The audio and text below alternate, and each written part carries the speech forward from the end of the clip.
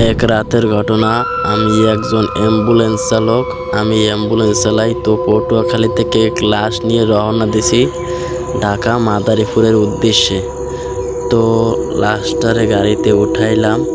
গাড়িতে উঠাই আমরা গাড়ি টান দিলাম। লাশের সাথে এক লোক ছিল আমার সাথে। তো ভালোই যাইতেছিলাম। তখন রাত বাজে প্রায় 2:30টার মতো। তো ঢাকা মাদারীপুরে যাওয়ার উদ্দেশ্যে রওনা দিলাম, গাড়ি চালাইতেছি। তো মাদারীপুরে যাওয়ার সময় আমার এক কর্মচারী, তার নাকি গায়ে জ্বর হয়েছে। তো সে নাইমা গেছে। তো তারে আমি নামাই দিলাম গাড়ি থেকে, যে তুমি বাসায় যাও। তো বাসায় গেছে। আমি আবার গাড়ি টান দিলাম, সুন্দরভাবে গাড়ি নিয়ে যাইতেছি। তো মাওয়া যখন পাড়াইছি, মাওয়া পাড়াইয়া ওপার উঠছি, তখন দেখি সামনে এক চায়ের দোকান। তখন গাড়িটা থামাইলাম, মানে অ্যাম্বুলেন্সটা থামাইয়া চা খাইতেছিলাম। চাটা খাওয়ার পরে আবার গাড়িতে উঠলাম। গাড়িতে ওঠার পর যাইতেছি। তো ঢাকা যাত্রাবাড়ি জামে পড়ছি। তো ওই জায়গা দিয়ে সামনে যাইয়া অনেক গভীর একটা রাস্তা, নির্জন রাস্তা বাজে। তো ওই জায়গায় গিয়া আমার সাথে এমন একটা ঘটনা হইলো যা আজও আমি ভাবি। তো হঠাৎ মানে আমার এমনভাবে লাগতেছে যে গাড়ি দৌড়াচ্ছে না, মানে গাড়ি দৌড়াচ্ছে ফুল স্পিডে, কিন্তু আমার দ্বারা এমন একটা অনুভব হচ্ছে যেন গাড়ি আর সামনে যায় না।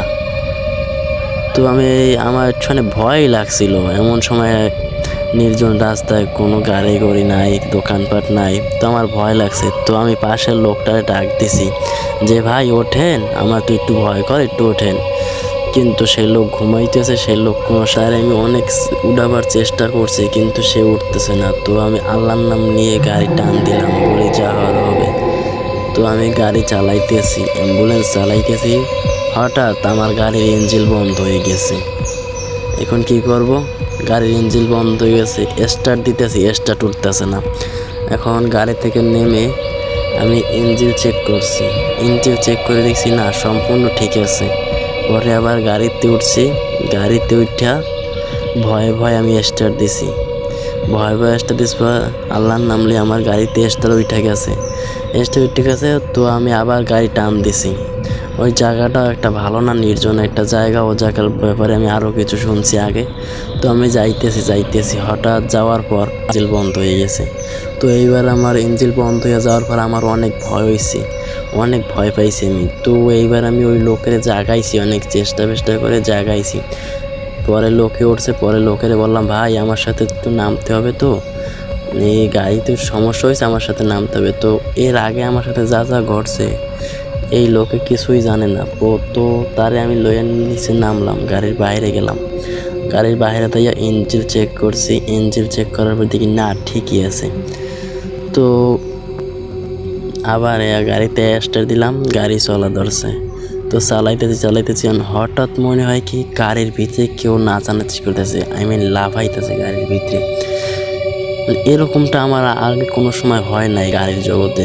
তো দেখি গাড়ির ভিতরে আমার নিজের ভিতরে এমন একটা অনুভূতি হইতেছে যে গাড়ি আমার পাক্কাইতেছে এবং লাফাইতেছে এবং এদিকে ঢুলতেছে, কিন্তু আসলে ওটা কিছুই না, ওটা আমার মনের ভুল। আমার কাছে এরকম লাগতেছে যে গাড়ি আশেপাশে দুলতেছে এবং ধাক্কাইতেছে। তারপর সেখানে পৌঁছে গেলাম। সেখানে পৌঁছাবার পর লাশ নামাইলাম গাড়ি থেকে। লাশের সাথে ওই লোকটাও নেমে গেছে। তো আমি রওনা দিতে চাইছি। তো আমার মনে খুব বেশি ভয় ছিল, তাই আর আমি রওনা দিই নাই। আমি ওই জায়গায় গাড়ির ভিতরে ঘুমাইছিলাম। ভোর 5টা বাজে তখন আমি গাড়ি টান দিছি। তখন সব ফর্স হয়ে গেছে।